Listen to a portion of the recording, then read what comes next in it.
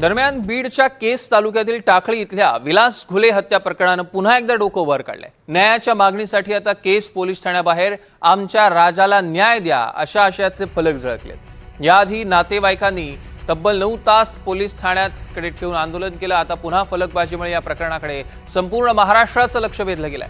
विलास घुले यांच्या हत्येनंतर न्यायासाठी सुरू असलेला लढा आता अधिक तीव्र होताना बघायला मिळतोय। या सगळ्याचा आढावा घेतलाय आमचे प्रतिनिधी आकाश सावंत यांनी। बघूया। विलास घुले खून प्रकरणाला 6 दिवस उलटलेत।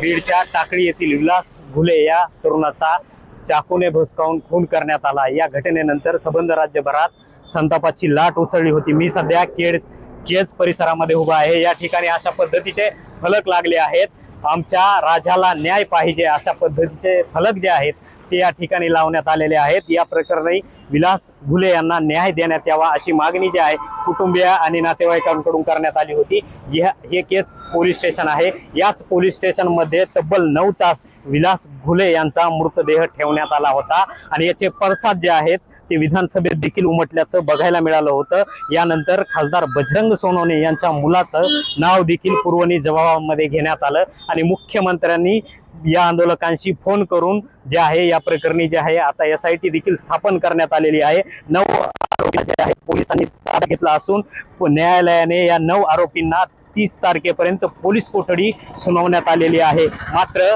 कुठेतरी आमच्या राजाला न्याय द्या अशा पद्धतीचे फलक जे आहेत आता केज परिसरामध्ये लागल्याचं चित्र जे आहे ते बघायला मिळत आहे। आता तरी विलास घुले यांना न्याय मिळेल का हे देखील पाहणं येत्या काळात महत्त्वाचं ठरणार आहे। NDTV मराठीसाठी मी आकाश सावंत, बीड।